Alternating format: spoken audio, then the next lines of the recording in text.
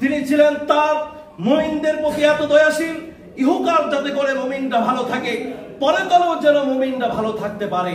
এরকম একজন আদর্শ নেতা যদি কেউ পায়, তাহলে কি আমরা এই নেতাকে কি লাথি মেরে কি উড়িয়ে দিব না রে কোলে টেনে নিব? ছিলে আমরা কোলে টেনে নিতে পারবো? যেই নেতা, যেই আদর্শবান মানুষ, যেই সেরা মানব শুধুমাত্র ইহকালের চিন্তা করে না, পরকালের যে চিন্তা করে, ওই রকম একজন আদর্শবান মানুষের প্রয়োজন, সেটা রাসূলুল্লাহ সাল্লাল্লাহু আলাইহি ওয়াসাল্লাম প্রমাণ রেখে দিয়েছেন এই পৃথিবীর মাঝে। চিল্লা বলেন আল্লাহু আকবার।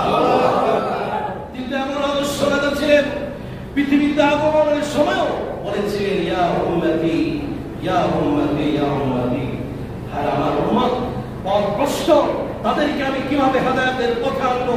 যখন তিনি এই পৃথিবীতে প্রস্থান হচ্ছেন, তখনও বলছেন ইয়া উম্মতি ইয়া উম্মতি, হায় রে আমার উপস্থিতি আমার উম্মতরা না জানি পথভ্রষ্ট হয়ে জাহান্নামে চলে যায়, না জানি তারা অশান্তি থাকে, পরিবারের মধ্যে অশান্তি থাকবে, সমাজের মধ্যে অশান্তি চলে আসবে, সব অশান্তি থাকবে, আর আমি উপস্থিতি কিয়ামতের ময়দানে জাহান্নামে যাবে। এজন্য আল্লাহ পাকের কাছে বলেছেন আল্লাহ ইয়া উম্মতি, কিয়ামতের ময়দানে তিনি বলবেন ইয়া উম্মতি সবাই বলবে ইয়া নাফসি আমাকে বাঁচাও।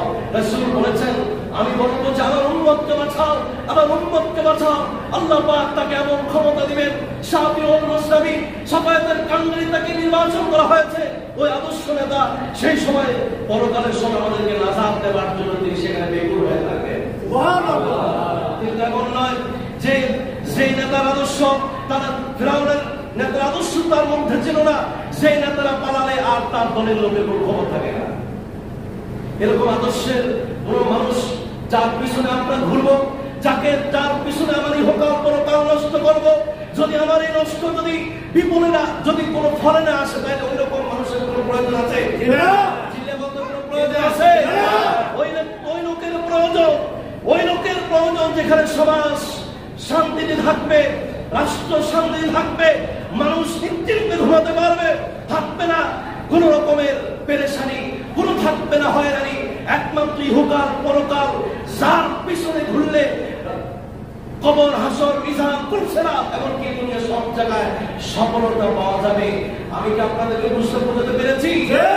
আমরা কি পারবো, পরিবর্তন হতে পারবো ইনশাআল্লাহ। আমরা হাত তুলে আল্লাহকে জানাই তাকবীর, আল্লাহু আকবার। আমাদের সকলকে কবুল করুন বলে আমিন। আমরা আর কখনো পথভ্রষ্ট হব না, আর আমরা নিজের ক্ষতি করব না। আল্লাহ পাক বলেছেন আন-নাবিয়্যু আওলা বিল মুমিনিনা মিন আনফুসিহিম, তোমরা জেনে রাখো তোমাদের যে আদর্শ নবী রবিউল আউয়াল মাসে এসেছে, এই নবী তোমাদের জন্য সবচেয়ে উপযুক্ত ব্যক্তি। এই ব্যক্তির আদর্শই হচ্ছে সবচেয়ে উত্তম আদর্শ। আবু বকর রাদিয়াল্লাহু তাআলা আনহু নবীর আদর্শে খেলাফত প্রতিষ্ঠা করে সেই পুরো জাহান, ওমরের জমানায় অর্থ জাহানের পৃথিবী মানুষ কি অশান্তিতে ছিল? কেউ কি বলতে পারবে? কোন মানুষ এই কথা বলতে পারবে না। ইতিহাস আমাদেরকে সাক্ষ্য দেয় না যে আমি ওমরের প্রতি অভিযোগ দিয়েছি, ওমর আমার প্রতি অধিকার নষ্ট করেছে, হক নষ্ট করেছে, এরকম কোন প্রমাণ চার খলিফা, এমনকি এই চার খলিফার আদর্শ অনুযায়ী, আল্লাহ নবীর আদর্শ অনুযায়ী যেই মানুষ পরিবার চালাচ্ছে, সমাজ চালাচ্ছে, যেটাই চালাচ্ছে, তার বিরুদ্ধে কোনো অভিযোগ নাই। তারা সবাই কি শান্তি দিচ্ছিল না অশান্তি দিচ্ছিল? ইসলাম মানে কি? ইসলাম মানে কি? আমরা চাই কি? আমরা কি নিজেদেরকে পরিবর্তন করতে পারবো? আমরা আমাদের সমাজ প্রতিনিধি এমন পেতে চাই, রবিউল আউয়াল মাসে আল্লাহকে সাক্ষী রেখে আমরা বলতে চাই একজন আদর্শবান, সৎ চরিত্রবান, একজন যার কলমের মধ্যে আল কোরআনের একটা পরিচয় রয়েছে, ওই রকম প্রতিনিধি আমরা বানাবো। তারা আমাদেরকে বানাবে এমন না, বরং আমরা বানাবো।